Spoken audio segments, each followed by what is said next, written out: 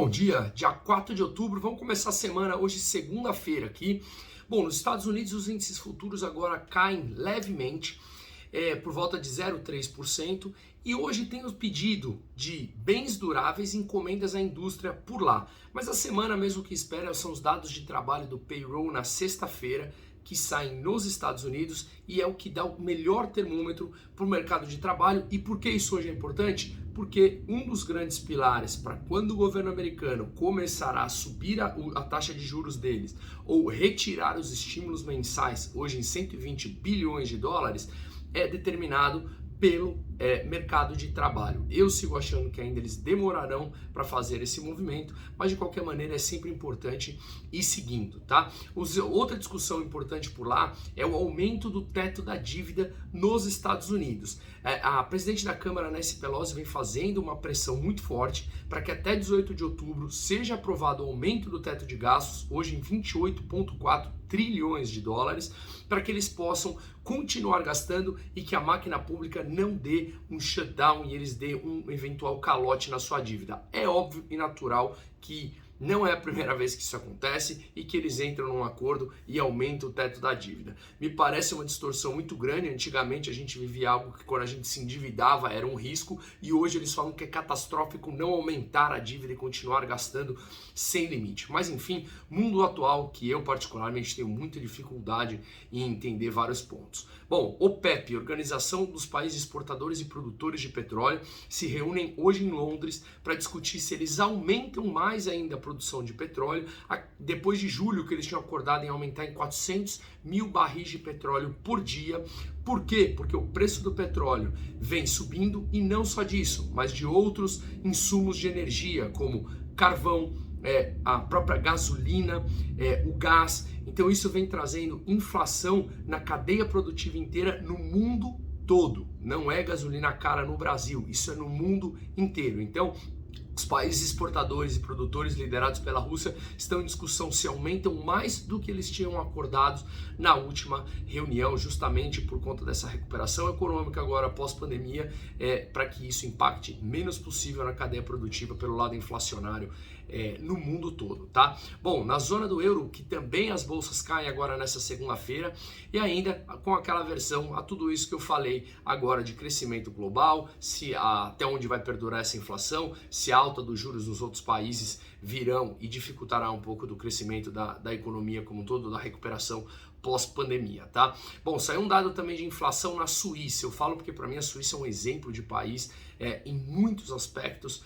Veio 0,9% de alta, abaixo das expectativas de 1,1%. Isso no mês de setembro, mas anualizado, tá? Bom, na China, a Evergrande, novidades no final de semana. As ações foram temporariamente suspensas na bolsa de Hong Kong, e essa bolsa de Hong Kong caiu 2,2%. Muitas empresas da área de real estate, da área de construtora, empreendimentos imobiliários, caíram forte nessa segunda-feira, tá? E ainda uma empresa chamada Hobson Development Holdings, também negociada na bolsa de Hong Kong, está em negociação para comprar 51% das ações da Evergrande, tá? A Evergrande já caiu 80% nesse ano e, ao que consta, hoje deixará de pagar mais um juros de título de dívida denominado em dólares por volta de 260 milhões de dólares. É bem provável que ela dê mais um calote nessa parte da dívida, tá? Bom, falo bastante sobre outros emergentes em pares como o Brasil, a Turquia, que teve uma inflação de 19,58%, acima das expectativas de 18%, mas a Turquia, que faz coisas economicamente muito complicadas, por exemplo, demite o presidente do Banco Central a qualquer momento se ele não segue ordens do presidente Erdogan. Então está longe de ser um Banco Central com autonomia para tentar melhorar a economia como um todo, tá? Bom, no Brasil a gente tem, como toda segunda-feira, o Boletim Focus falando sobre a inflação, projeção do PIB, da própria Selic, e também uma discussão no final de semana sobre aquele fundo, criar um fundo com dinheiro para um colchão, para amortecer a alta do preço dos combustíveis e, consequentemente, da gasolina, que esse fundo não terá o dinheiro vindo de pagamentos dos dividendos da Petrobras para a União, tá? Para o governo federal.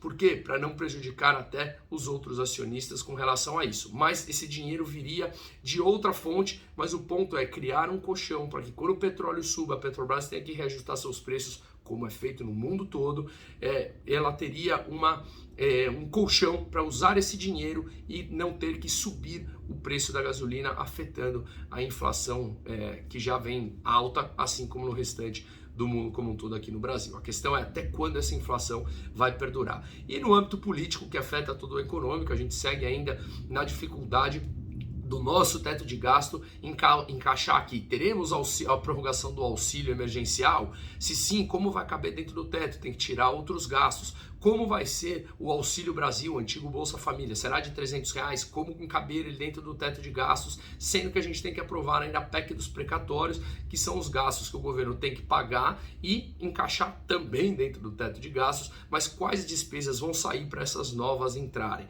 Eu, como bato na tecla sempre, é óbvio que a gente conseguiria desinchar essa máquina pública, ineficiente e nefasta que o Brasil tem, assim como outros países também, mas aqui é super importante a gente começar a bater nessa tecla, quebrar paradigmas, entender que a gente não precisa ter uma máquina dessa que só consome os impostos de quem produz e nada entrega de volta, e não é que vai entregar. Por isso que eu falo que vai continuar dessa maneira. A gente tem que diminuir os gastos públicos ineficientes e transformar isso numa pauta da sociedade como um todo, para que isso se reverta no econômico. Claro, precisamos mudar a chavinha, o resultado não é no curto prazo, como a maioria espera, mas no longo prazo uma solução muito mais importante do que algo temporário, como é vendido historicamente aqui no Brasil. Um ótimo dia a todos e um forte abraço, uma ótima semana.